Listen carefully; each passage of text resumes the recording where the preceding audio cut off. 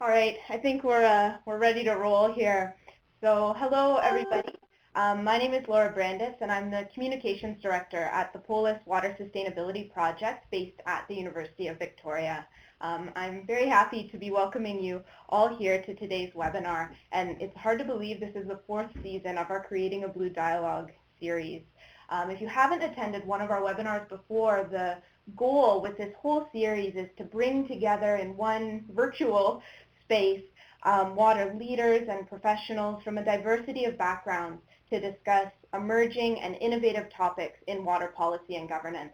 And as you know, today we'll be exploring some of the complex issues surrounding the modernization of BC's Water Act and the province's expanding natural gas sector. Now, before we get too far into things, we couldn't carry out this series without the support of our various sponsors, all of whom are listed on this slide here in front of you. And in particular, I do want to thank the Canadian Water Network, who is a core supporter of this year's series. Now, before I hand things over to the speakers today, I do want to quickly run through a few housekeeping things. The first thing has to do with audio. So as you have all probably realized, I have a blanket mute on everybody in the room. The reason for this is that there's quite a number of us in the room today. We're expecting a full house with over 100 people. So if all of your lines were unmuted, it would be utter audio chaos. So you're muted, which leads to the next point, which is how do we deal with questions? So a number of you are already using the chat box, which is in the bottom right-hand corner of your screen, and that's how we'll handle questions as well. So after both Ben and James have presented, I'll welcome you to start typing any questions that you have in that chat box. I'll serve as the moderator, reading them, giving a voice to those questions, and Ben and James will both be on the line as our two-man panel. And then the third thing is, talking about the chat box, a number of you are already introducing yourself, but at this point I would welcome all of you to just let us know who you are. It's a good way for all of us to feel more like a community as we're here in this virtual space. So if you don't mind telling us just, what your name is, maybe what organization you're with, if you have a few people listening on your end, anything else you feel might be pertinent or of interest, please go ahead and do that now. And while you're doing that, I'm going to properly introduce our two speakers that we have on the line here today. So in just a few moments, you'll be hearing from Ben Parfitt. And Ben is a longtime researcher and writer who focuses on natural resource management issues.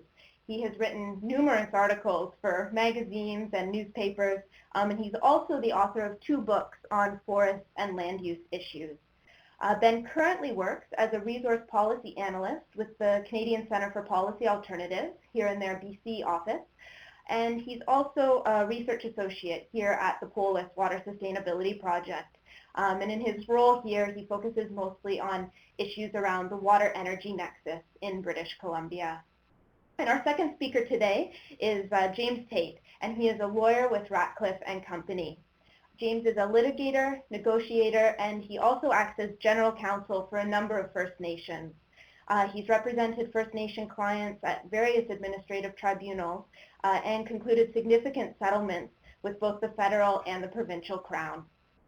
James has also negotiated many agreements with corporate proponents in areas from forestry to independent power and also aquaculture. And so, without further ado, it's my pleasure to hand things over to Ben.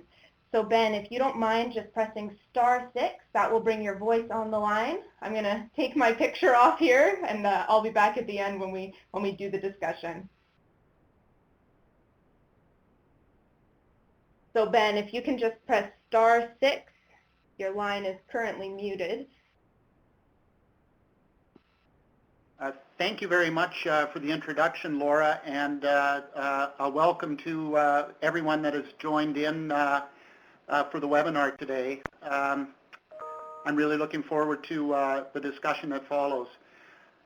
Anyways, I wanted to just begin by giving a little bit of an overview of how I came to be working in this area. A few years ago, I was invited by the Munk School of Global Affairs at the University of Toronto to do a report on the emerging shale gas industry in Canada.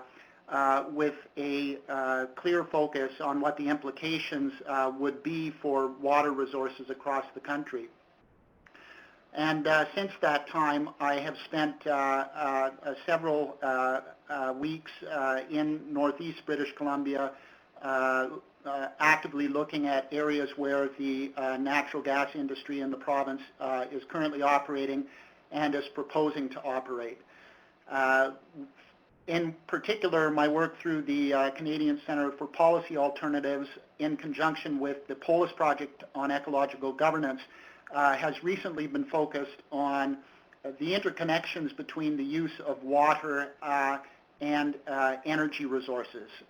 So looking at the interconnections between those two things, how water is vital in the production of energy, but also how energy is vital in providing us with water services. So that has been the primary focus of the work. Clearly, we're at a crossroads here in British Columbia in terms of public policy development in key areas relating both to the energy sector and to water, and it's that backdrop, the intersection of those two things that really brings us here today. On the one hand, we have a provincial government that is actively promoting a significant expansion in the natural gas sector in the province, specifically with the aim to increasing gas production, moving gas by new pipelines to the west coast, and then liquefying that gas for export. At the same time that it has those plans very much in its sights, it has also been embarked on a process to modernize the provincial water legislation, which is over 100 years old. And there's, in my estimation, a great deal of tension that is emerging between those two initiatives when we look at the prospect for a dramatically expanded natural gas sector in the province. So that's the backdrop to what I want to talk about a bit today. So this shot here gives you some indication of what potentially could be coming down the pipe in an expanded way in British Columbia. This is just a shot of a typical pit where very large volumes of water are stored prior to the hydraulic fracturing or fracking process that is required these days to make gas from deep shale zones flow out. This pit here that you're looking at would contain, when fully filled, about 10 Olympic swimming pools worth of water. This is in an area close to the small community of Hudson's Hope, which is also very close to the Williston Reservoir and the massive dam that created that reservoir. So one of the things that I have been focusing on in the last little while is trying to tease out just what it would mean for our water resources in the province if the natural sector were to expand in the manner that the provincial government envisions it expanding. So to try and do that, I've asked a question, which is, what would things look like if one of the government's goals were realized, which is the construction and operation of 4 massive LNG facilities on the British Columbia coast by roughly 2020.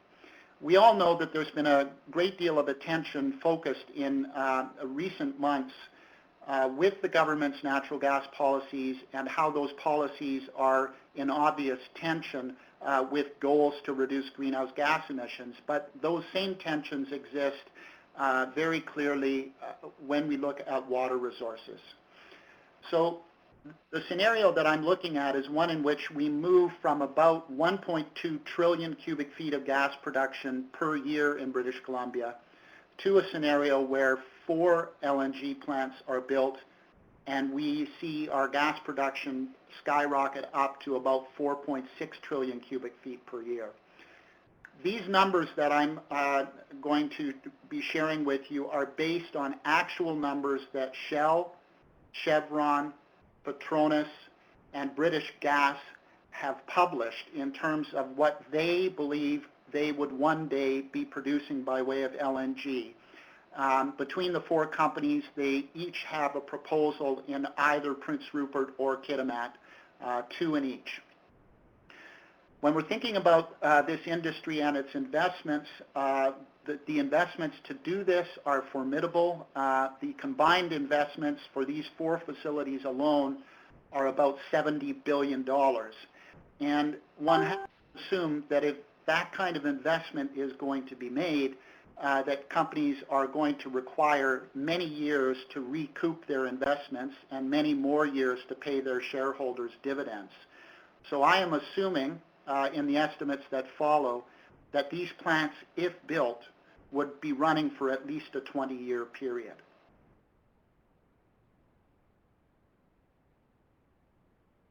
So what would 4 LNG facilities on our coast producing for 20 years actually mean? And what would the impacts to our water resources be? Roughly right now, we're at about 460 wells production per year. We estimate that if you moved to 1 LNG plant by 2017, you'd have to effectively double the number of gas wells being drilled. And that by 2020, as 4 facilities came online, you'd be up to 1,300 wells. And for a period from about 2026 to 2040, you'd be drilling about 1,539 wells per year to meet gas production needs at the LNG facilities, which gives you a total number of new gas wells drilled between now and 2040 of closing in on 38,000 wells.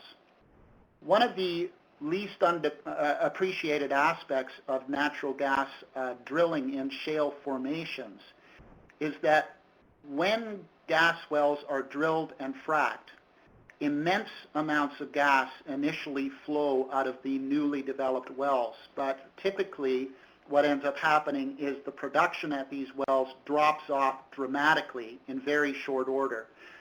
So in order to keep gas flows going, you have to be perpetually drilling new wells, a drill baby drill phenomenon.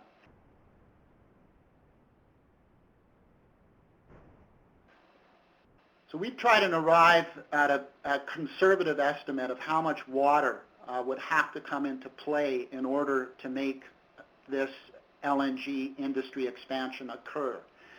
It's very important for people to understand that not all shale and tight rock formations are created equally. Each of them has unique characteristics that have a significant bearing on how much water may be required to complete hydraulic fracturing or fracking operations. So this set of numbers here is provided by the Provincial Oil and Gas Commission and gives us a sense of the variation, the big variation in water volumes between different gas-bearing formations in the province. And what you can see on this slide here is that there is a massive amount of water that is required in some of the basins in order to complete fracking operations. The Horn River Basin is off the charts compared to the provincial average and well in excess of some of the other formations further to the south, like the Montney Heritage and Montney North. So we have a total mean average of about 17.3 million liters of water per well that is required. But in the formations like the Horn, you're looking at water use that is, comparatively speaking, in the stratosphere compared to other plays elsewhere in the province. Now, why is this important? Well, if we look at this particular slide, which comes from the provincial government and was included in its discussion paper that was recently released on the proposed new Water Sustainability Act, we see that there's tremendous variation within the province in terms of peak and low water flows. And you'll notice in this particular slide that in the upper right corner, there is a big block of orange, which tells us that during summer and winter months in particular, low flows of water can be a significant problem. And in fact, we know from actual events from about 2010 onward that there have been significant site-specific periods of drought in this broader region that have already resulted in the Provincial Oil and Gas Commission having to order companies to halt water takings. So again, the backdrop to this is very important. We're talking about potentially a fourfold increase in gas production in the province, yet with current gas production levels, we're already experiencing significant challenges in terms of water shortages at particular points of the year, in particular in the winter and summer months.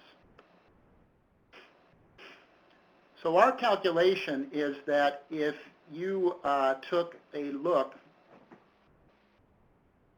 oh, sorry about this. I'm going to go forward another slide.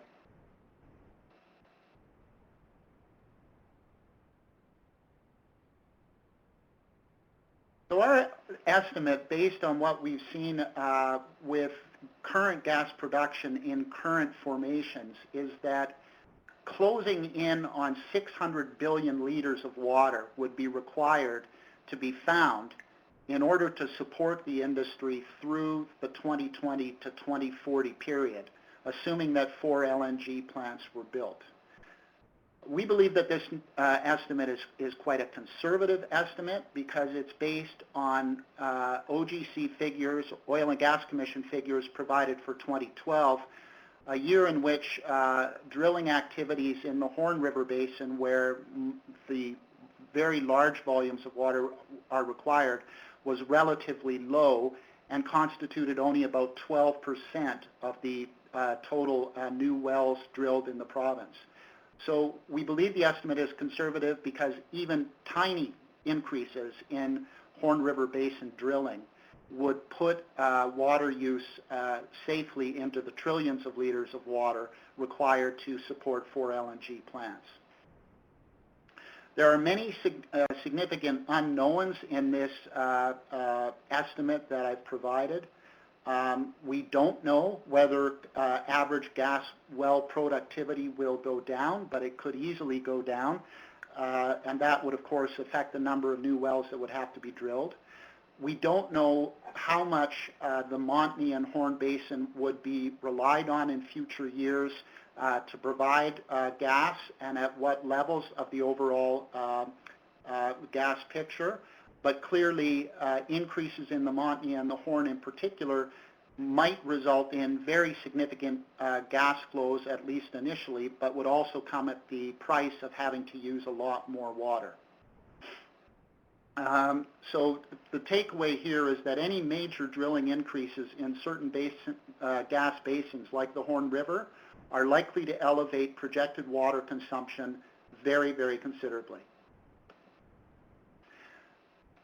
Now, I think we'll be hearing more from James Tate later about the challenges in the Horn River Basin area, but I do want to flag that this is an area that is going to be a real challenge for water managers and a test case for the effectiveness of any new water legislation. And the reason for that is the off-the-chart numbers that I was sharing with you just earlier. So to give you a sense of some of the activity to date and the backdrop to today's discussion, the previous slide that I just showed you is an area called Two Island Lake. And in 2010, Two Island Lake became the site of what was then billed as the world's largest hydraulic fracturing operation, a record, by the way, that has since been easily bested in the same region. So at that time, you had one company in Apache that had received permission from the Oil and Gas Commission under temporary water use permits to divert 2 million liters of water from that lake. It became evident during the fracking process that the company needed far more water. It applied and received permission within 24 hours. to increase its water takings from this one lake by a factor of 50%, up to 3 million cubic meters. And 10 days after receiving that permission, the Oil and Gas Commission was forced to issue a halt withdrawal order on Apache because the entire lake's level had dropped by 15 centimeters.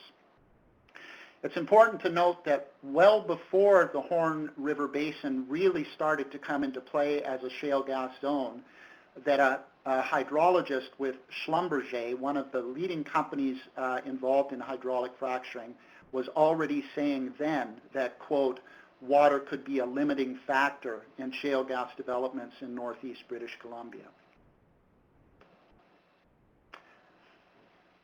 Now, water consumption alone is not the only concern that we should have with how water resources in the northeast of the province may be impacted in future years by an expanded gas sector and LNG sector. So this shot here is a shot in the Montney Basin. Again, it's one of the large burrow pits that is used to stage water for subsequent use in the fracking process.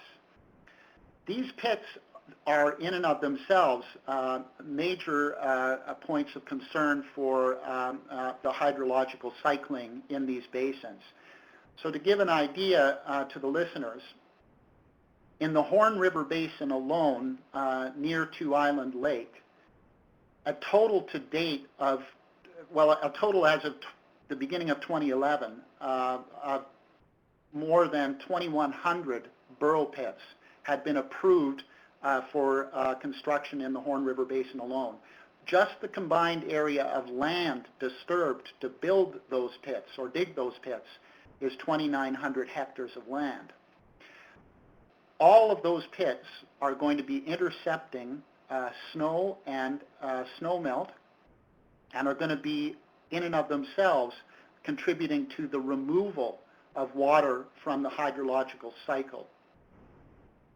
After requests were made by the Fort Nelson First Nation to the Oil and Gas Commission, the Oil and Gas Commission learned that these pits were becoming major sources of water for the natural gas sector and were being used to complete hydraulic fracturing operations.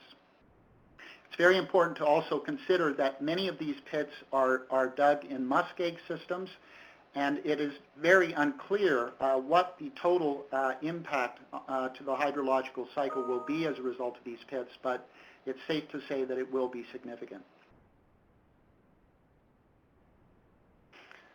The other thing that we have to consider is that the water that is produced in these operations will flow back to the surface, and it will flow back to the surface contaminated with the chemicals that have been introduced in the fracking process, any minerals that the water has come into contact with underground, all of the sand particles that are introduced to the process, any heavy metals or radiological components, all will be in that wastewater. This particular shot here gives you a sense of the size of the containment ponds that are required to store this contaminated wastewater, much of which is reused in subsequent fracking operations, but water that ultimately becomes so toxic that it must be pumped deep, deep underground for permanent disposal. The pit on the right of this picture, by the way, sprung a leak earlier this year, and we have no knowledge to date of how much groundwater was contaminated as a result of that pit being found to be leaking. But it's a warning sign of what could be coming down the pipe. So some of the problems that we have already seen to date, I just mentioned the leak of the containment pond.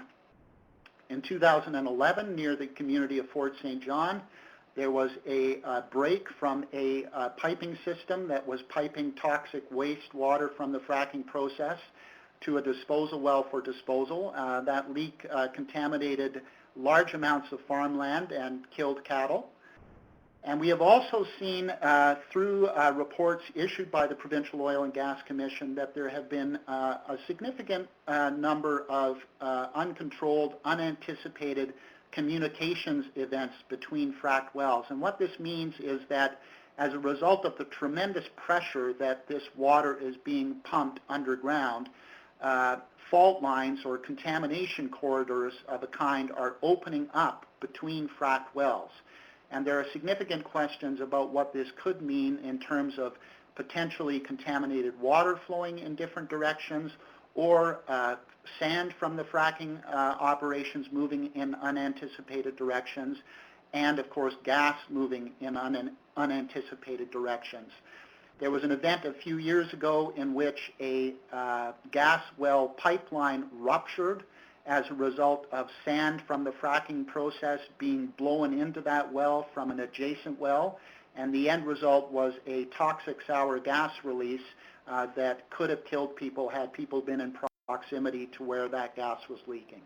So these are significant issues that all ultimately can be traced to the water usage in the fracking process. So having said all that, by way of background, I want to just jump quickly to the new proposed Water Sustainability Act and ask some questions about how that will square with increased LNG production in the province. This, by the way, is just a shot of a sign at a water takeout at the Williston Reservoir near the community of Hudson's Hope.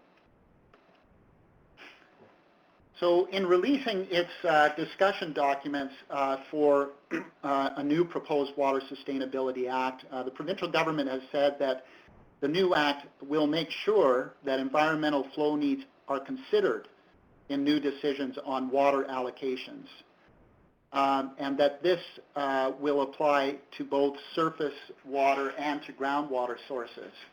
I think the biggest concern here is that while there is acknowledgement that environmental flows must be maintained or should be a goal, there is nothing in the discussion document to indicate that this would be a mandatory requirement and that levels on what acceptable levels in rivers, lakes, and streams would be set and would be adhered to. It's also very unclear how multiple applications in a given watershed would be considered in the context of how environmental flows, environmentally healthy flows would be maintained in future years. So there are questions hanging out there on this particular commitment. Second thing that the government talks about occurring under the new act, which is proposed to be introduced as legislation next year, is that it would create a new system where water objectives could be defined for streams, aquifers, and areas of land. There apparently will be scope under the new act for development of regional water sustainability plans that could be combined with provincial planning processes. But again, there doesn't seem to be a firm commitment here that this will indeed be the case. The language is that these things could happen, not that they would. It's a very positive sign, I think, that the government understands that there are important regional variations and important regional differences in how water is used and the threats that water resources may be faced with. But it looks very much like this commitment is a discretionary commitment and one that we should be concerned about. It's very important, and I think a significant acknowledgement on the provincial government's part, that a new Water Sustainability Act would regulate groundwater use. It's very important to note that British Columbia, by the provincial government's own admission, is the only province that doesn't regulate groundwater. I think that it's important that we will see licensing requirements and reporting requirements and annual fees attached to groundwater usage. But I think an outstanding question that has to be asked is whether or not those actions will be sufficient enough to ensure that groundwater resources are adequately protected. I think we also have to ask questions about the fees and the very low fees that currently apply to industrial water usage, and ask what commitment the government has to increasing those fees. Currently, it looks very much like the government is going to be reticent to move in the direction of increasing those fees. Obviously, increases in fees would promote higher water conservation, and I think that it's something that we need to be looking at. Again, in the proposed, or in the discussion paper on the proposed new act, the government is saying that it will improve regulations to protect water resources during times of scarcity. But I think a big question is, who is going to determine what constitutes scarcity, and what are the baselines going to be for making those determinations? The government, I note, quotes from an unnamed energy company in its discussion document saying that decisions to restrict water use will be based on good science conducted with specific watersheds in question. The question is, who is going to be conducting that science? We've seen to date that much of the baseline data that's being gathered on hydrological data that's being gathered is being gathered by the companies themselves. So there are questions hanging out there, I think, about who is going to be taking a look at this information and making determinations on how we safeguard water resources on the public's behalf. We have a commitment from the government to encourage improved water use efficiency and conservation. We have a commitment to setting regional conservation targets and conducting potentially audits to see that those targets are met. But there's no clarity that I can see around regional planning requirements and cumulative impacts, which I think must be taken into consideration, especially when we're looking at the immense increases in water usage that could be occurring in this sector in future years. Encouraging to see that the provincial government is saying that large water users would be required to measure, record, and report their water use. Significant to note as well that the Provincial Oil and Gas Commission is currently doing that work and publishing that data, but it's not clear that the data that is being published by the Oil and Gas Commission is necessarily capturing all of the water usage by the sector.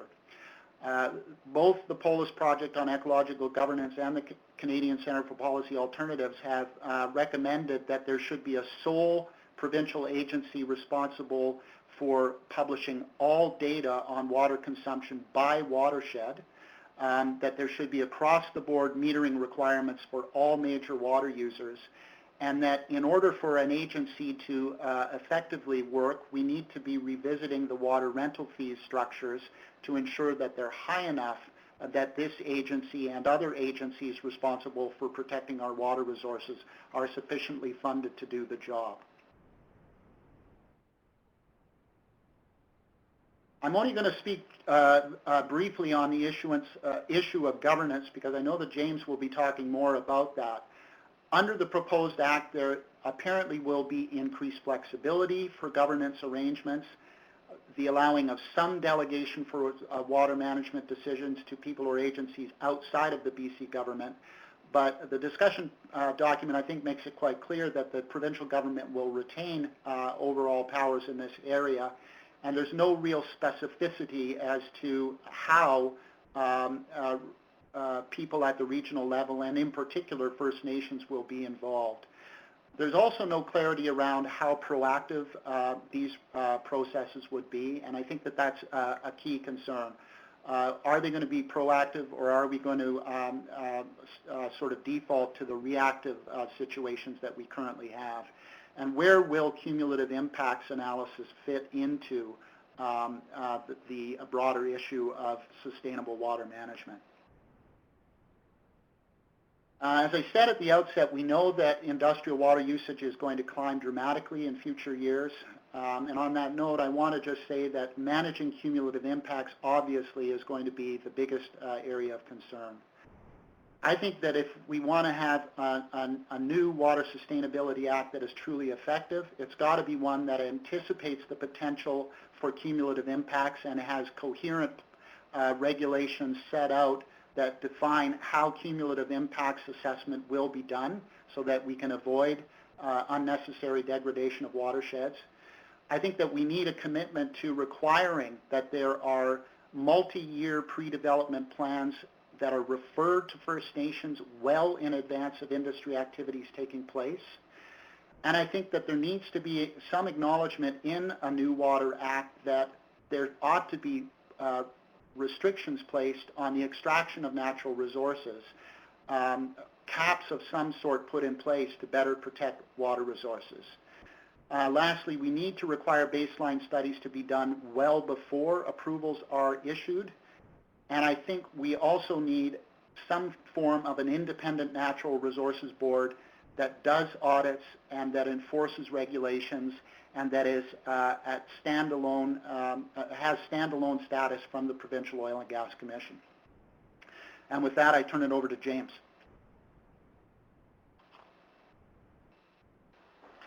Thanks very much, Ben, and thanks to Laura as well for her introduction.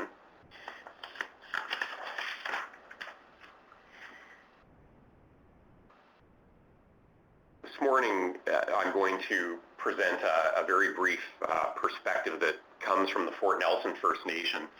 And I should say that I do have Fort Nelson's permission to deliver this material on their behalf. But it's not, for me, part of any kind of official file or retainer. And it works well, I think, that in terms of our own views, my own views on these issues, they jibe almost completely with my clients in that regard. So there's no issue there as well. Start by talking about the very deep and ancient connection that the Fort Nelson First Nation people have with water and with the river and water systems in their territory. Fort Nelson First Nation consists of about 800 members of the nation, largely a Dene linguistic group with also some Cree ethnicity as well, and have, I'm going to bring up a territorial map a little bit later in the presentation, but have used the land and water in the northeast corner of the province for millennia. This is a quote from an elder of the nation, which is being picked up in the Fort Nelson First Nation water management strategy, which I'm going to talk about a little bit later, but it gives you a sense of how essential water and the use of rivers, lakes, and streams is to the nation and its members.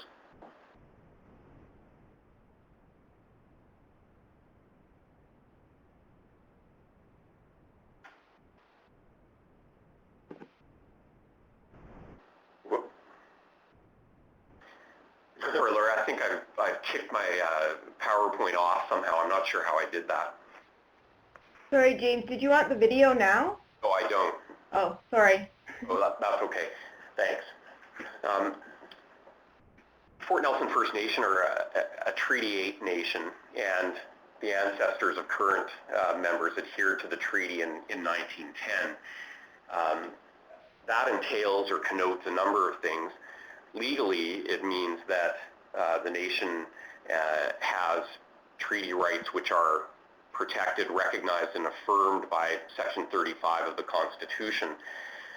But from the nation's perspective, the treaty was then and continues today to be seen as a very sacred and honorable agreement between nations and between communities of people.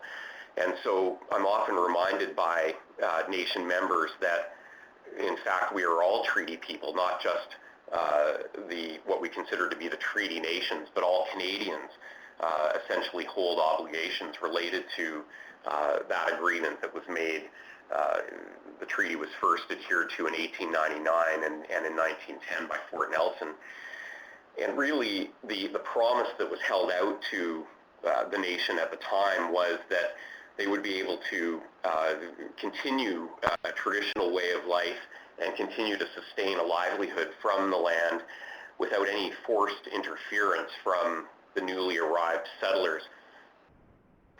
And one of the ways that's often used to describe the permanent way in which the treaty is seen and the sacred way in which it is seen is, you hear this from Treaty 8 nations quite often and from Fort Nelson, the idea that the treaty will last and protect their way of life as long as the sun shines and the rivers flow.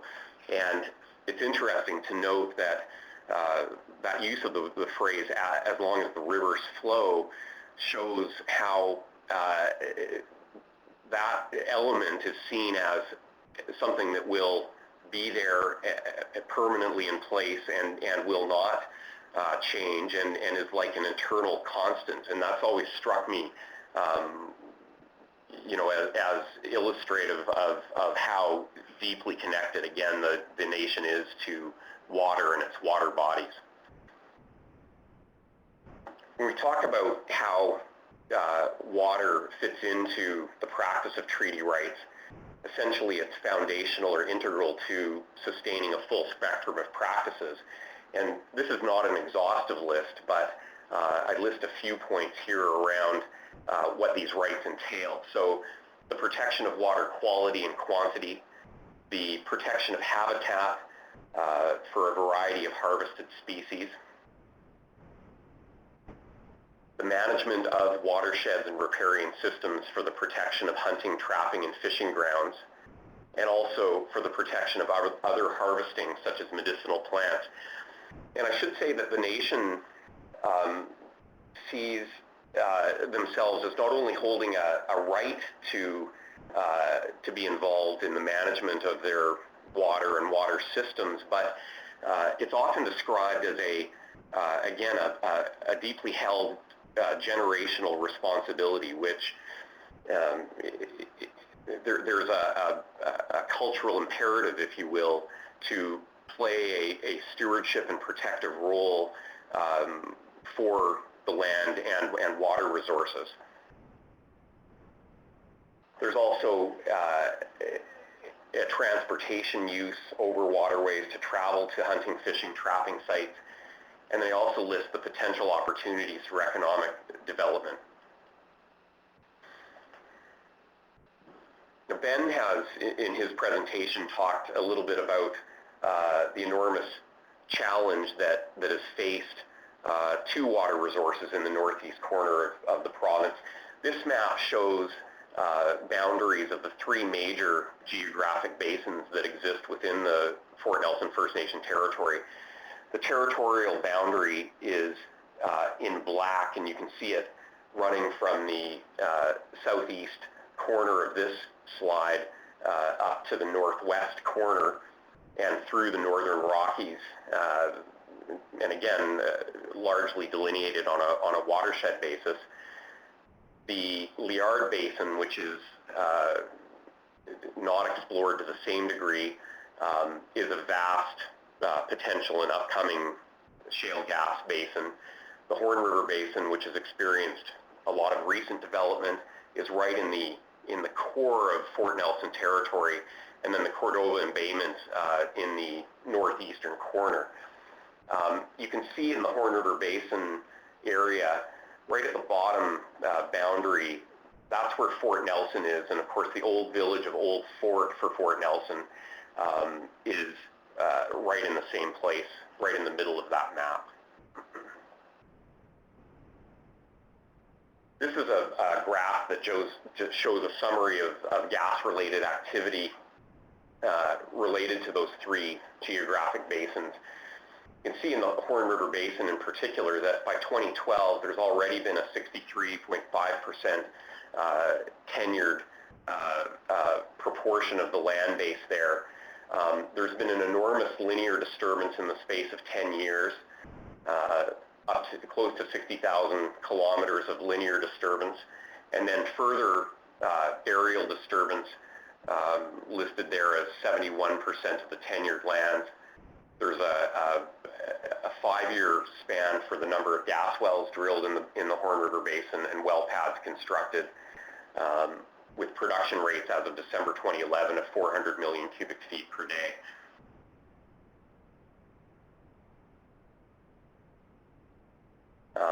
I'm going to skip ahead, and Laura, perhaps what we could do is bring up the first time-lapse video, and I'm going to actually ask Laura to run this a couple of times. What we have is a video which shows a time-lapse of activity over time, and the one that's going to run, so I have, okay, starting from 1960 forward, what you can see are black dots appearing on the landscape representing oil activity, but you see very much a largely pristine landscape. And as we move into the 70s, that oil activity increases quite a bit. But again, large swaths of pristine land continuing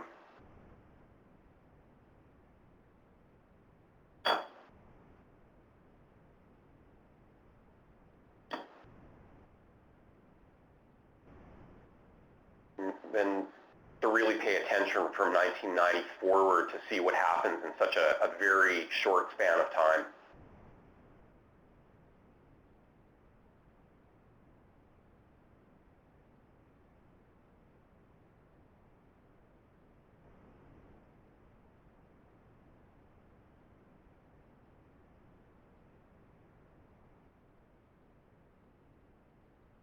So again, you see roads, seismic activity, well starts, and then if you watch in the center, which is really the Horn River Basin, just in the last few years, you see that fill in a massive way. And here we are at October 2013.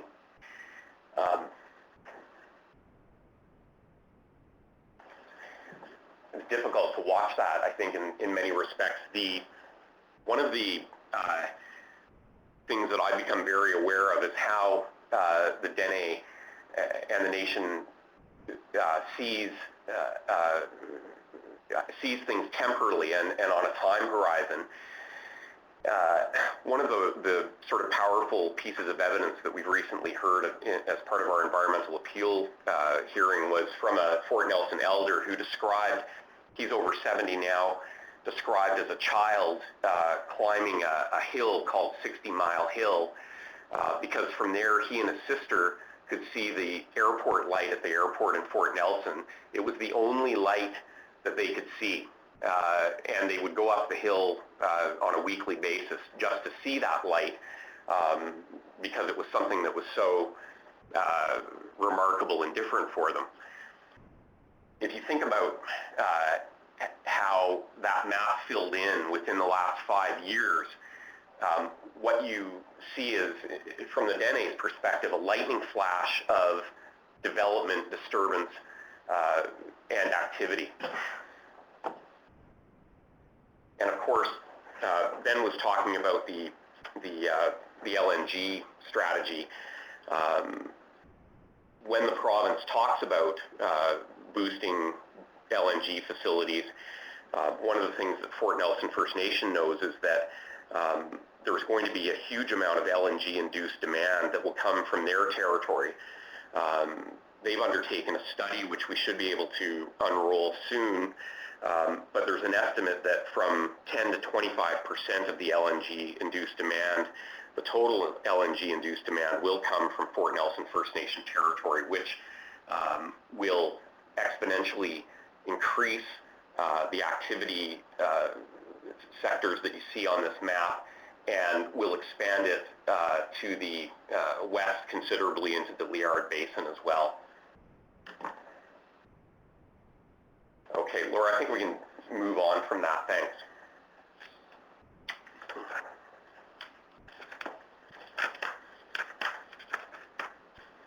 Now, in terms of water withdrawal, again, Laura, maybe we could run the next time-lapse video as well. This time-lapse shows the number of Section 8 water withdrawal authorizations that have happened on an aggregate basis from November of 2006 forward, represented by, you'll see a growing number of water droplets appearing on the map.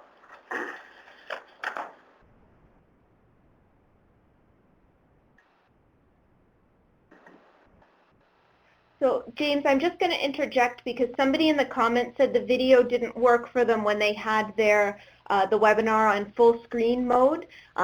Anybody else on the call, if you put your webinar into full screen mode, you may want to go back to the usual view, just in case you've had that same problem.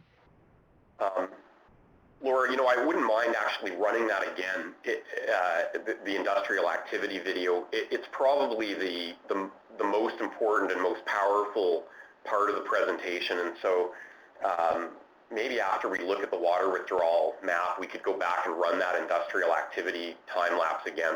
Yeah, absolutely. Just tell me when. Okay. So there you see the growing number of Section 8 water withdrawals. And so Laura, go ahead and run the industrial activity time lapse again. It's worth watching again, even for those it did work for.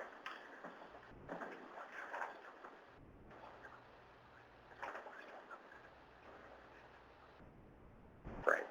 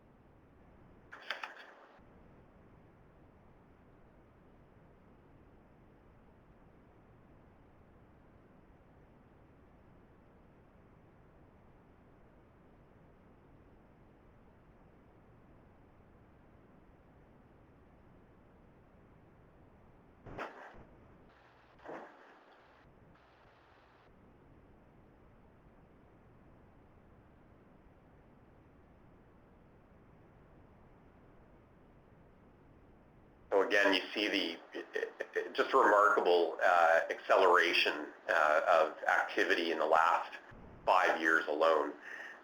It's quite startling.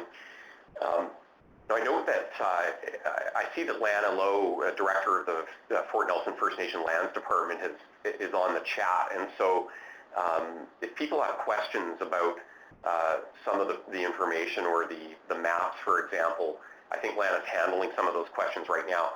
Because I'm watching on a big screen from a distance, I can't actually see the chat in real time, and so I'll just note that I won't be able to answer questions right in the middle of the presentation. Okay, Laura, can take that down and we'll just move on.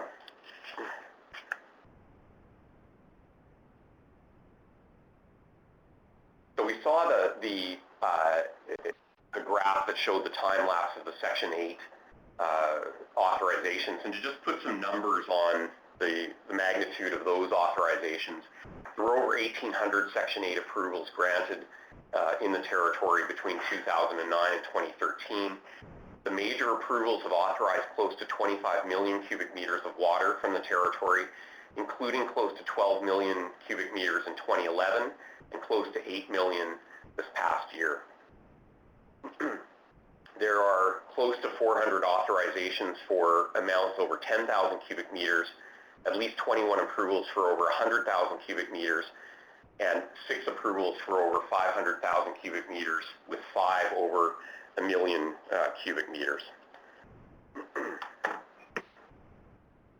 Many of the approvals are for relatively smaller water bodies, including various named and unnamed streams, small rivers, and shallow lakes. When we talk about the Crown's duty to consult in relation to both the Section 8 authorizations, but also water licensing in general, one of the biggest problems is with the sort of narrow way that the Crown approaches Fort Nelson First Nation treaty rights related to these authorizations, because you can see that there is an aggregate issue and a cumulative issue, but by and large on individual authorizations, the Crown's approach is to take a very narrow view and to look at, not only to not look at it regionally or from a territorial point of view, but to look at it in a very localized and instantaneous way, such that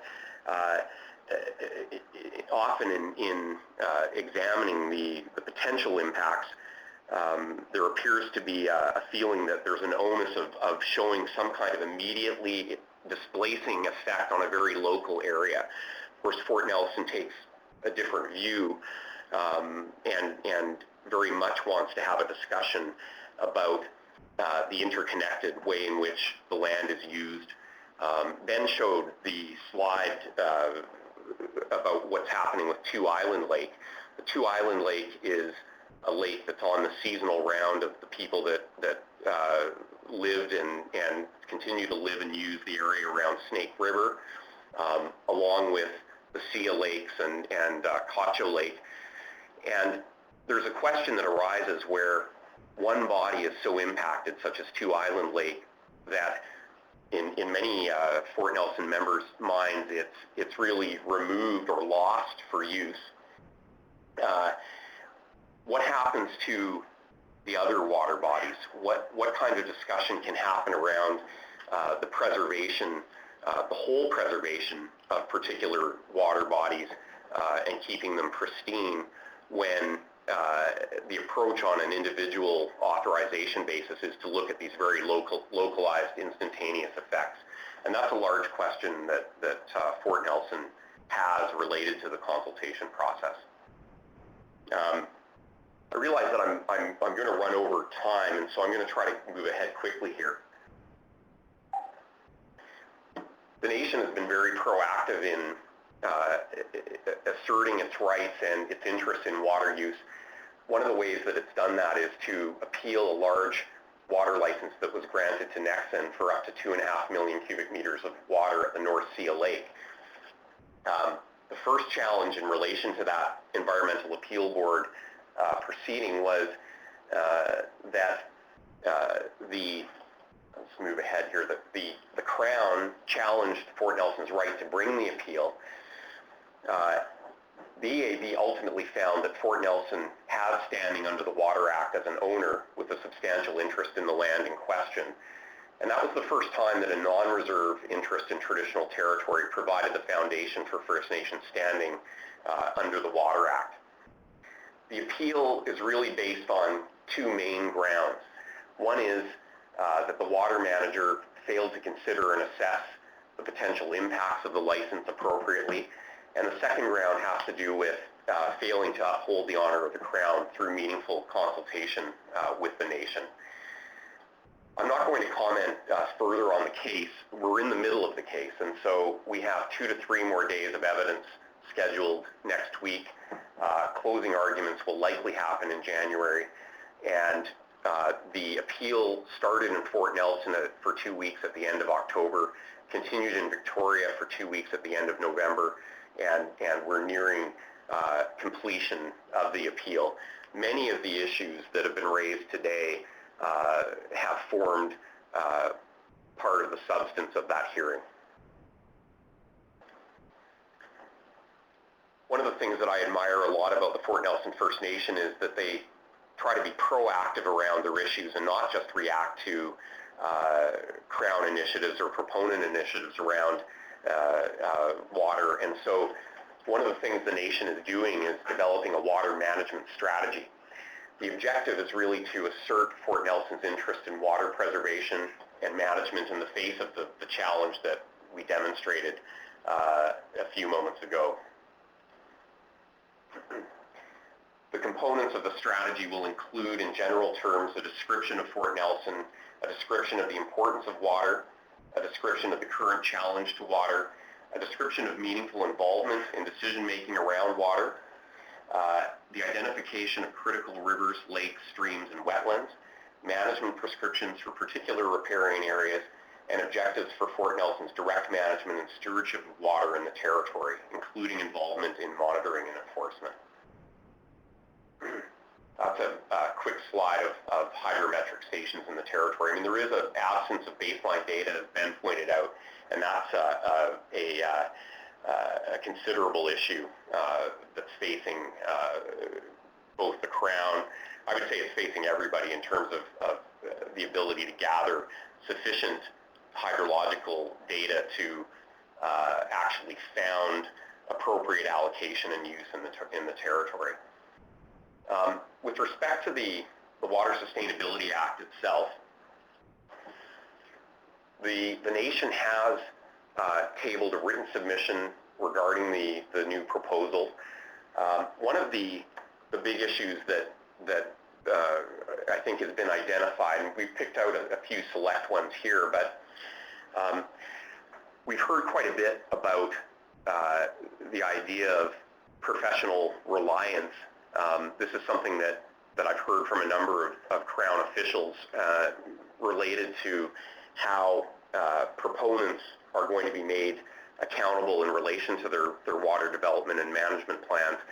One of the things that I think is wholly absent from the Water Sustainability Act proposal is any kind of meaningful discussion around what that kind of professional reliance model, if indeed that is going to be a model, is how that's going to be developed. Ben, in his presentation, talked about the fact that there's no discussion of an independent auditing board, somewhat analogous to, say, the Forest Practices Board. I think that that's a huge omission in the proposal, and it's especially important in light of what is evident to me as a huge under-resourcing of regulation and the regulators in relation to water licensing in the northeast part of the province. I think that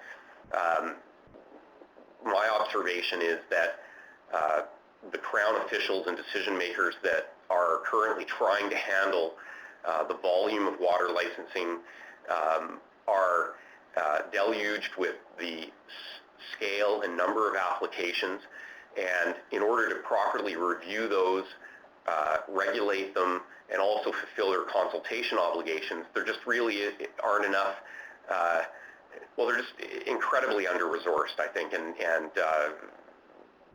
that is going to be a huge challenge for the province.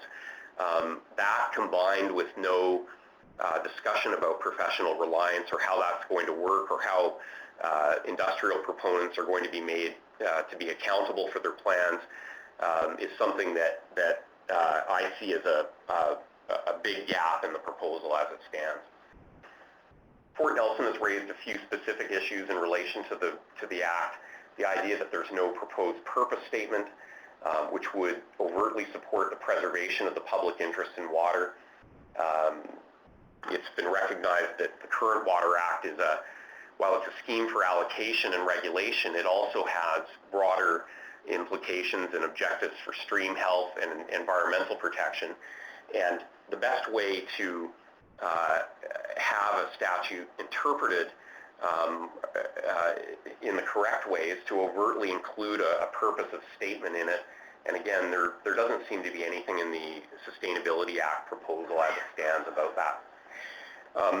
Laura, I see that I'm going to run into some time issues, and we want to provide some time for conversation. So I think maybe what I should do is end here. There's other things about the Sustainability Act and the Northeast Water Strategy that we could talk about, but Ben has raised many of the big issues. And so my proposal is really just to wrap here and so that we can have a little bit of a conversation and dialogue about some of these issues. Sure, yeah, that sounds good. So Ben, if you don't mind pressing *6 again on your phone to bring your voice back on the line, A few questions have been coming in as you guys have been speaking, so I've been grabbing those and filing them away so we can just dive in. The first question comes from Sarah, who I believe works for a First Nation in the Yukon, bordering the Horn River Basin. A question for Ben saying, asking about water use in the Liard Basin and if it would be high as well. This is pertaining to, I think you were talking specifically about the Horn River Basin in one of your early slides. It's a good question. There is not a great deal of data as yet on water usage in the Liard. What we do know for sure is that the water usage in the Cordova embayment to date and the water usage in the Horn River Basin to date are very much higher than the other basins further to the south. One could expect, based on that the likely water demand in the Liard would be quite high, but we don't have much by way of data at this point in terms of well development in that area to really start to tease out what the numbers could be.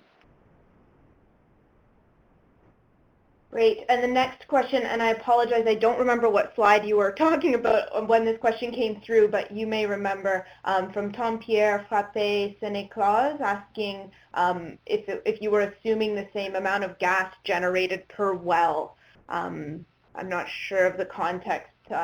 Tom-Pierre, if you wanted to provide a little bit more there. Oh, he says related to water use per well. So are you assuming the same amount of gas is generated? So we're basing the figure a bit on the total gas that was produced in the most recent year, looking at the data supplied by the Oil and Gas Commission on where new wells were drilled, and using the percentages based on well drilling and gas production to extrapolate what the total gas production would estimate it to be under that 4 LNG plant scenario. So we've tried to look at actual drilling in actual basins and to use the percentages from those different basins to do this calculation. Okay, so do you have, he's asking here, like what might be the water use per cubic feet of gas in the Horn versus other basins? Do you have that kind of data, or? Not at that level, but what we could do is we can certainly say with a little bit of work what the total water demand overall per cubic foot of gas production would be. Okay. So a question from Rick Simpson asking about wells dug and in use versus wells dug and capped and or abandoned, and he's just wondering what is done with abandoned wells.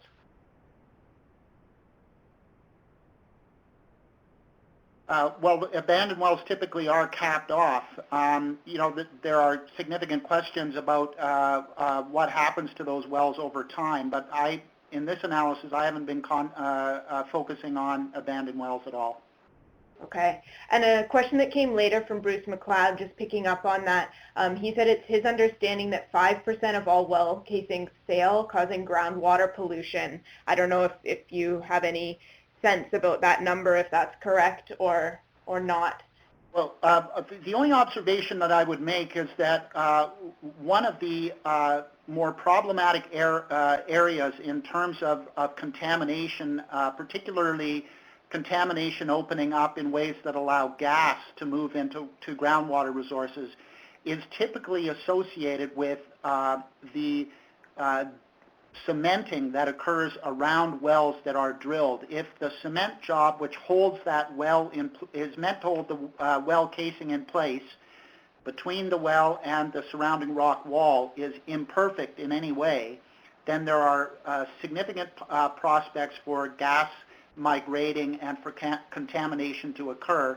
I don't know what the percentage of faulty well casings is, but it is a significant problem, and it has been so identified by people that work for well development companies like Schlumberger and people in the academic realm.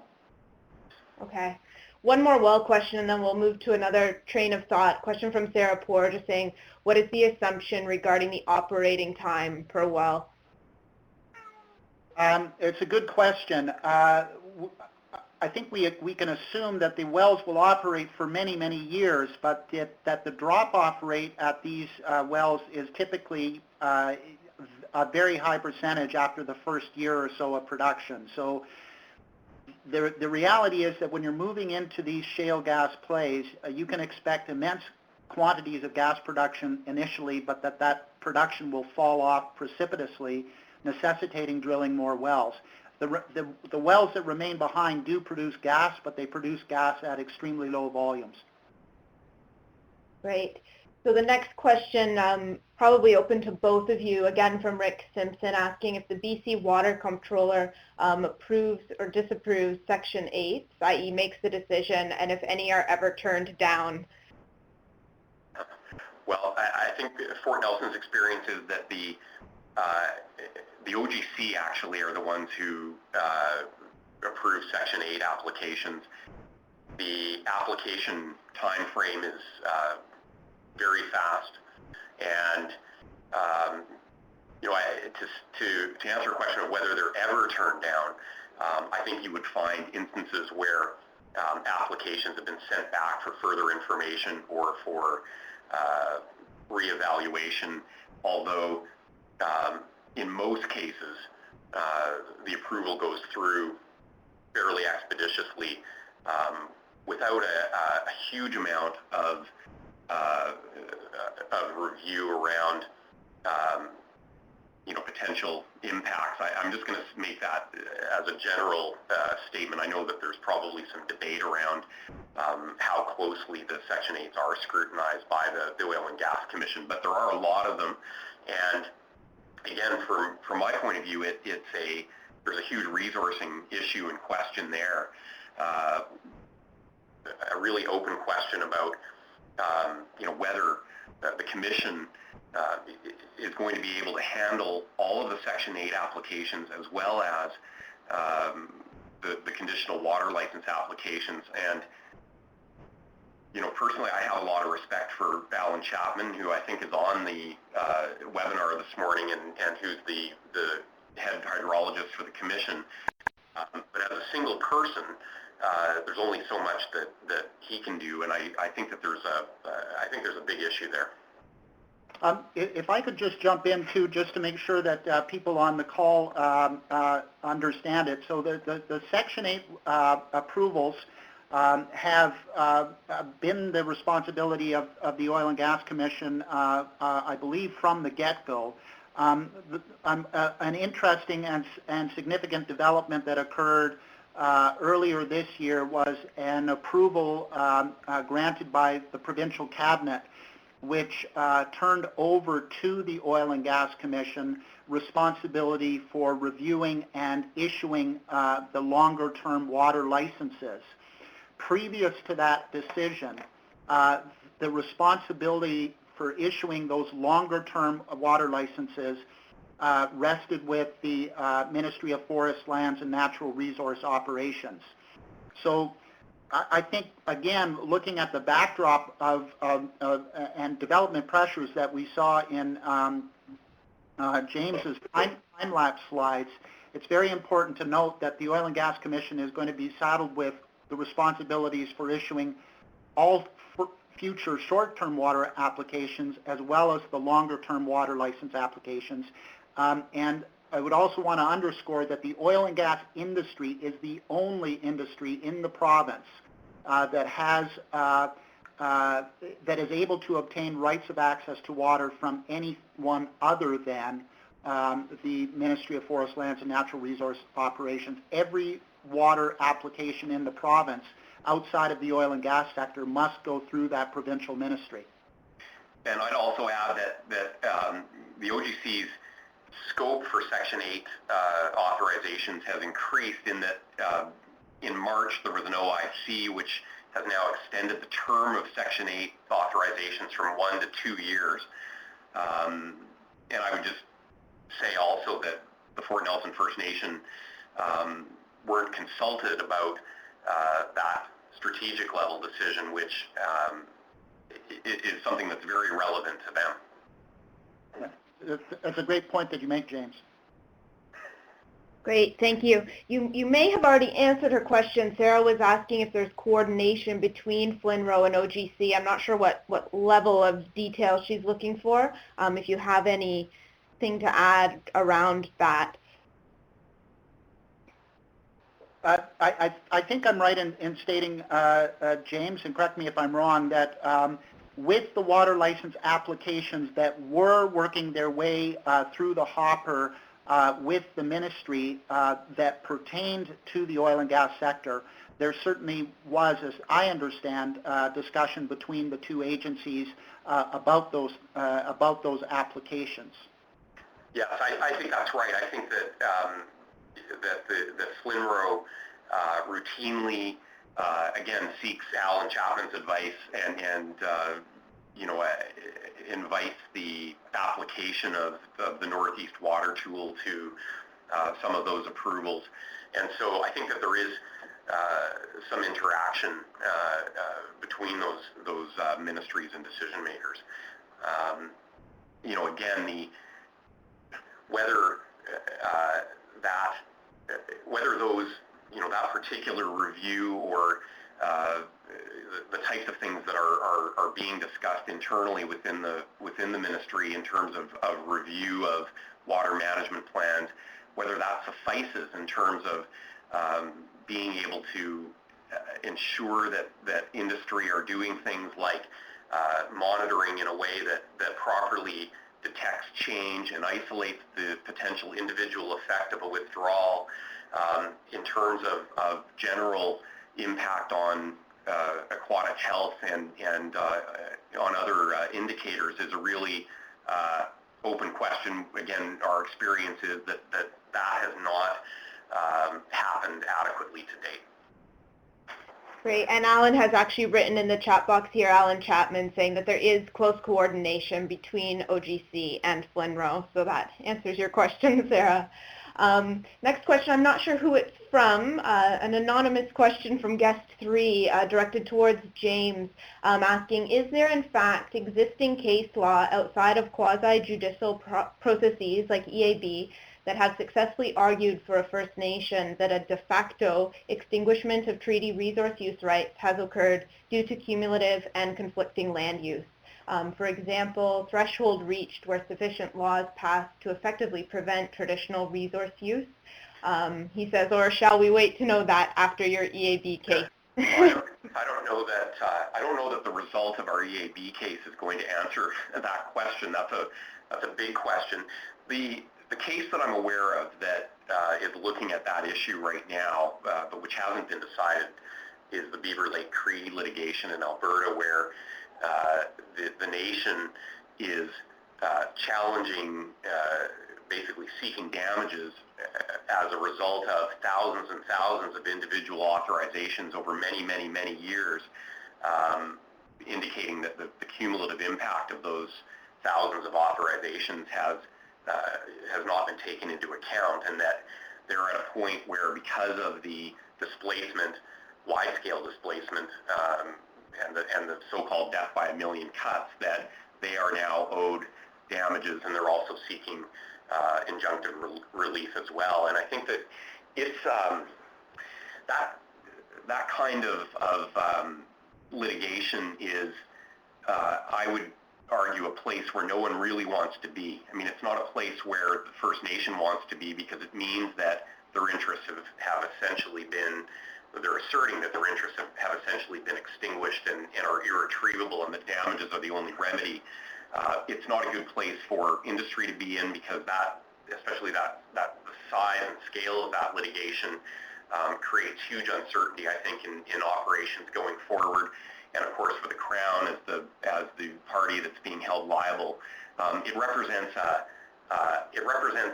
the place that we need to avoid, that we all collectively need to avoid. And you know, I would also say that as far as litigation options go, that's a really dramatic and wide-sweeping statement there are any number of more limited types of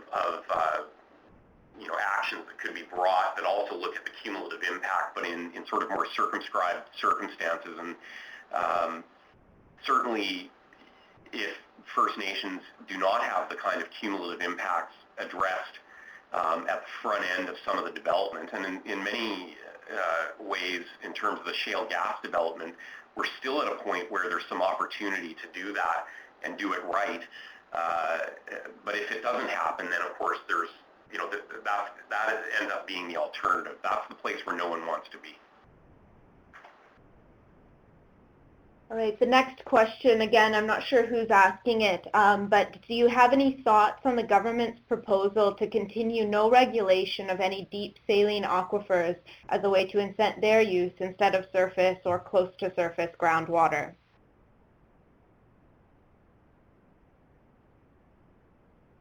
The one thing that I understand the government is proposing is that the water taken from deep saline aquifers would not be subject to fees, and it looks to me would be subject to very little, if any, regulation under the proposed changes to the Act.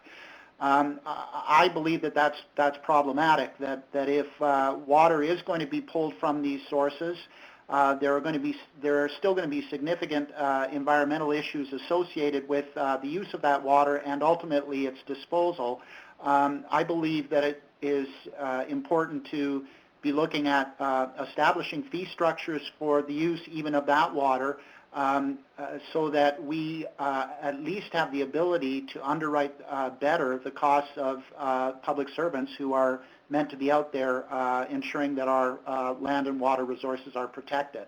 So I would say that even water usage from those sources should be subject to analysis, should be subject to licensing, should be subject to some form of pricing to ensure that there's industry accountability and adequate oversight. Okay. There was a question also from Sarah Poor that I believe Alan Chapman has answered. The question was if there's any data available regarding what percentage of mean annual flow or mean monthly flow is actually being withdrawn. And Alan Chapman just typed in saying, yes, detailed data on approvals, licenses, and actual use are in OGC quarterly and annual water reports on OGC website. And he says that the data are presented in relation to mean annual discharge for all river basins.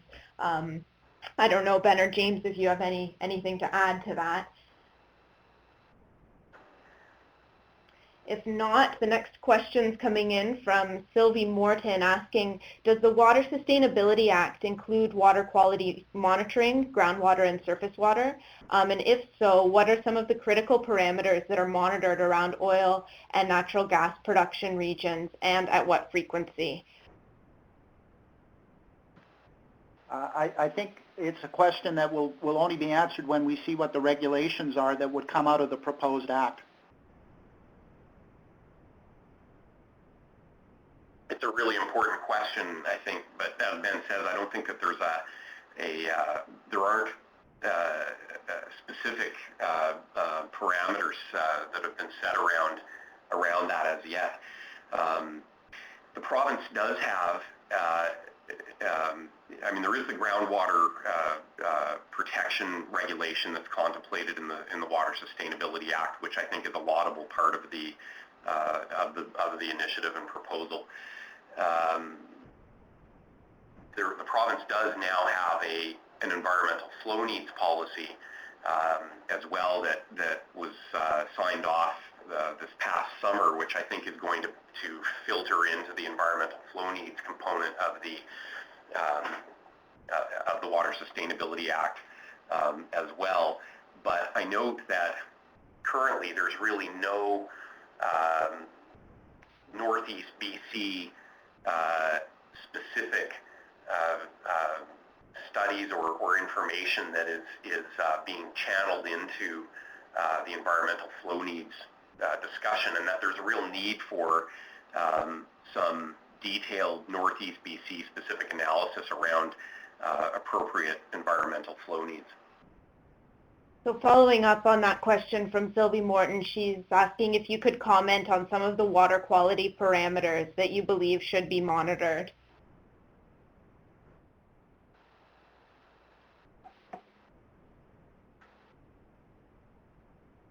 Well, I mean, I think given the both the volume of water that is coming into play and the toxicity of the water that is produced, there obviously should be some attention paid to what the baseline data is in watersheds that have not been subject to development, and some commitment to water quality testing to ensure that water resources both at the surface and groundwater levels are not contaminated. There needs to be that testing, and I think that testing is only going to be effective if we have the proper baseline data and information to begin with before development occurs. Okay, I'm just looking at the time here. I have about 3 minutes on my clock, and there's a number of questions still coming in. Ben and James, if you're available for another, I'm not sure, maybe 10 minutes or something, would you be open to addressing some more of these questions that are coming through? Sure. Yes, I'm available. I can go for another 10 minutes. Yeah. Okay, perfect. So everybody on the call will get through what we can sort of by maybe 20 to 11, quarter to 11-ish. If there's still questions after that we didn't have time to address, I can copy those and put them in an email perhaps to Ben and James, and we can make sure that those questions do get addressed. Would you guys be open to that? Sure. Okay. So we will do our best. Question from Bruce McLeod. He's saying that water used is water lost forever. And should this be the guide for sustained, this is or should be the guide for sustained use? I think he's wanting your thoughts on that. Well, you know, there's no question that the type of water usage that we're talking about here is water withdrawals that are permanent in nature. We're not talking about taking this water and reintroducing it to the environment following treatment. The only plans for treatment as it exists in the northeast of the province is to take the toxic flowback water, and if it cannot be recycled and reused in the fracking process itself, then taking it to an approved disposal well site and pumping it underground. So, you know, this adds to the significance and importance of the discussion, because we're talking about an industrial usage that is different from other industrial usages where the water, wastewater is treated and subsequently reintroduced to rivers and lakes and streams downstream of the source at which it was originally used. So a question from Jamie Bonham directed to both Ben and James, asking if either of you can comment on the cumulative effects framework that BC is proposing and whether it will effectively address the concerns raised. And if it won't, how should the approach perhaps change? Well, I think the biggest issue from Fort Nelson's point of view is that it's not based on their territory and looking at their you know, at the impacts that are happening for them in particular, and so that while at the model the demonstration project has some good features, it doesn't address Fort Nelson's immediate need and concern for cumulative analysis within their territory. Just to add, I would say that it's important for people to know that in other kinds of resource extraction, there has been in the past precedent for companies referring multiple year proposed development plans out to the public and to First Nations and other interested parties to comment on before the development activity actually occurs, and that I think is critical if we're talking about trying to figure out how to begin to address questions of cumulative impacts. That there needs to be some scope for robust consultation and revisions in plans well before activities actually take place. And currently, the planning process pretty much is one in which the Fort Nelson First Nation and others are being asked to respond to individual development permit applications in isolation of one another. And there is currently, as far as I can see, an inability to really engage effectively with government and with the regulator and with the industry prior to major developments occurring. So if we're going to get at cumulative impacts, we have to have some commitment on the public, on the government's part, to provide an avenue for those discussions and negotiations happening well before individual permit applications are even considered for approval. Yeah.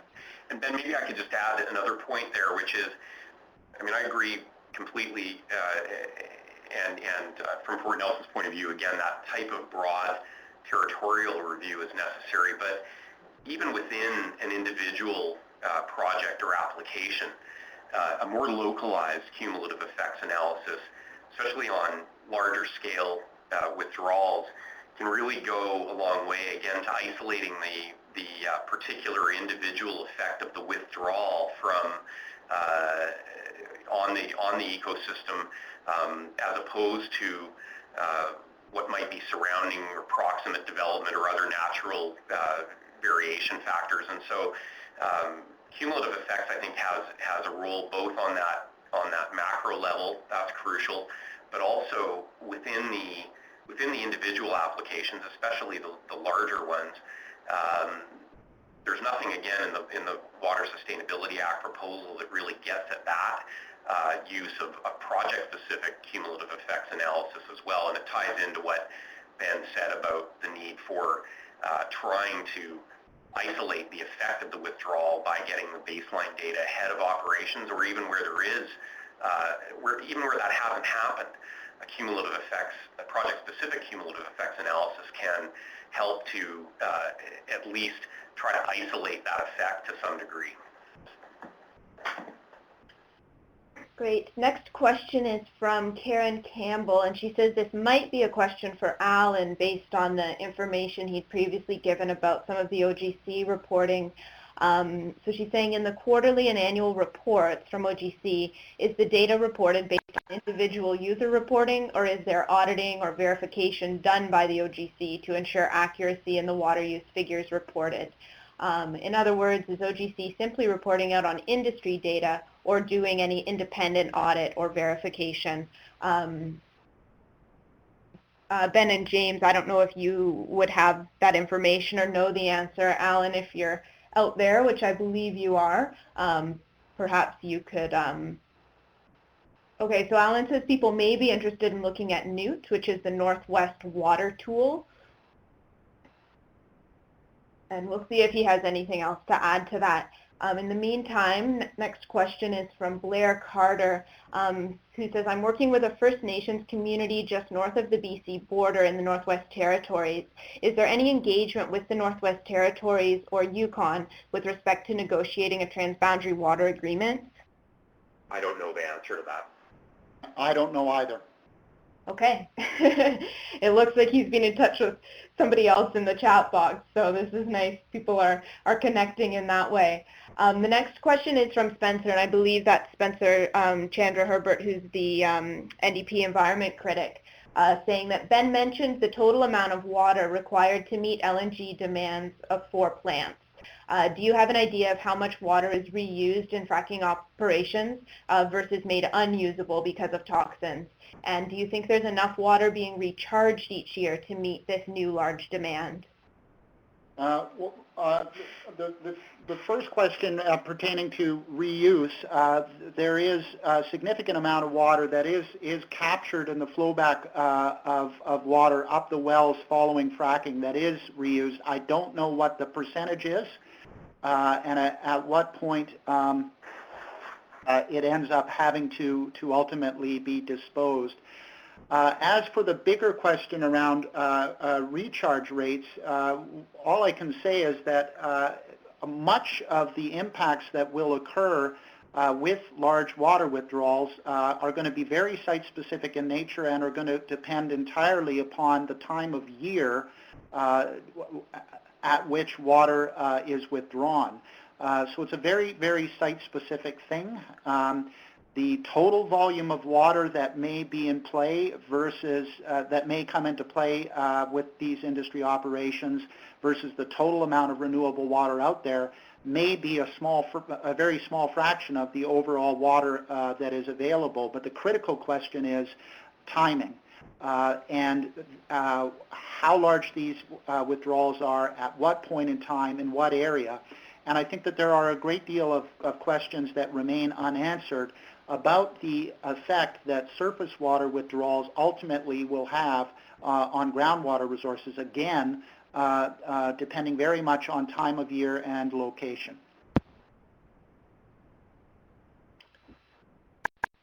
So another anonymous question asking, how confident are we that water pumped back into wells is staying there, and who is responsible for trying to clean it up if it doesn't stay put? I'm not aware of a great deal of research that has been done on the integrity and holding power of deep wells that are used for injection. So I don't really know what the answer is to that question. Okay. Another question from Sarah Poor. She says, following up on her previous question, oh, this is another question directed towards Alan, so maybe this Northeast Water Tool would help you out here. She's wondering about approximately what percentage is used in relation to mean annual and monthly flows.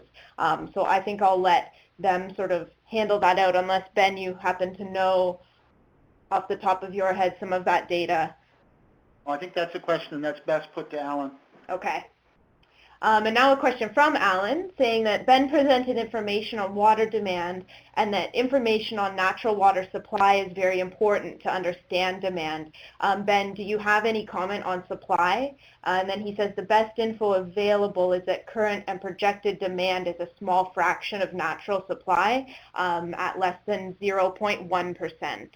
Well, I think I kind of addressed part of that question in my to the earlier question.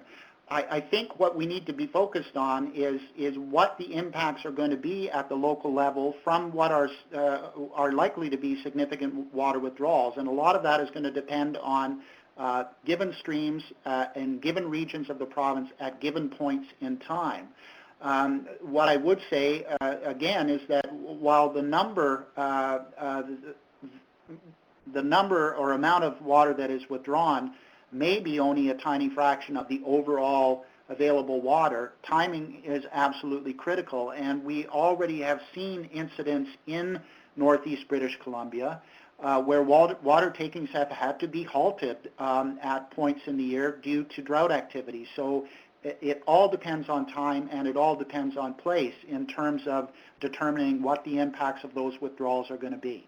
Yeah, I want to chime in on that as well. I agree with Ben that, you know, that I don't find that overall sort of infinitesimal decimal percentage of the total available supply is very helpful. It really is a question of what's happening on individual water bodies, and in particular on smaller systems which may be more proximate to fracking operations, but which may not have the carrying capacity that larger reaches may have, and that isn't to suggest that Alan isn't aware of that. I know he is, but I just find that when you juxtapose a percentage like that, it tends to diminish the relative or the individual impact on those more vulnerable streams and rivers where the percentage of available allocation could be much higher. And often it seems that there's an assumption made that, in fact, you know, there isn't going to be, if there's no immediate demonstrable impact, that there's an assumption that there isn't an impact with no requirements for any kind of isolation of the actual impact of a given withdrawal on a particular system. Okay, it looks like we have 2 more questions. We may be able to get through them quickly and then do a sign-off. So from Nelly Buovich, do you know if there's a push for only using deep saline water for fracking? The proposed Water Sustainability Act seems to suggest this with its groundwater regulation. Do you know if industry is moving towards this practice, and has there been a discussion to completely ban surface groundwater use for fracking? No, there has not been a discussion to completely ban surface and fresh groundwater from the discussion. Yes, there is a push by industry to use more saline water, but the amount of saline water that is going to be available is going to be limited by distance from fracking operations. It will form a portion of the water that is used, but a great deal of water is going to have to come from freshwater sources. Okay, and the last question here is from my colleagues in the room next door, Natasha and Jesse here at POLIS, asking about the lack of data and information in the Northeast, and they're wondering if government is considering data gathered by communities like Fort Nelson First Nation perhaps, and is there any uptake of community monitoring results? Yeah, one of the initiatives that the Fort Nelson First Nation is looking closely at is the establishment of more hydrometric monitoring stations in the territory and actually becoming, in many respects, the collectors and deliverers of data within the territory. And I know that my understanding is that there is interest on the Crown side in that data and at least some expressed verbal support, and so, you know, again, how much uptake there will be it remains to be seen, but the initial discussions have been positive around that. Well, thank you. I know we've gone a bit over time. I want to thank all of you who are in the room for all of your questions, and also especially Ben and James for staying for a little bit longer. I do want to address early on, somebody had asked if the time-lapse videos would be made available, and Lana Lowe from Fort Nelson First Nation had said that they will be on their website, which is lands.fnnation.ca. So if any of you are interested in that, it sounds like they may not be up there yet, but it sounds like they'll be up there soon. So with that, I want to say thank you. We will be doing another webinar. We do 5 every season. This is number 2, so our 3rd webinar will be happening in the new year. All of you will get added to our webinar list, so you'll get those details as soon as I have them available. And also, if you're interested, all of our archived recordings of past webinars are housed on our YouTube channel, so I'd invite you to go there and check that out. And today's session as well will be made available. And I need to check with Ben and James, but I believe their slides can be made available as a PDF file if they agree to that as well. So you can wait to hear from me probably in the next couple weeks with that information. So that's all I have to say. Ben and James, do you have a final sign-off? No, thank you for organizing this. Yeah, of course, and thank you for participating. Okay. All right. Appreciate the opportunity. Yeah. All right, thanks very much. So everybody on the line, have a wonderful day, and I'll be in touch soon.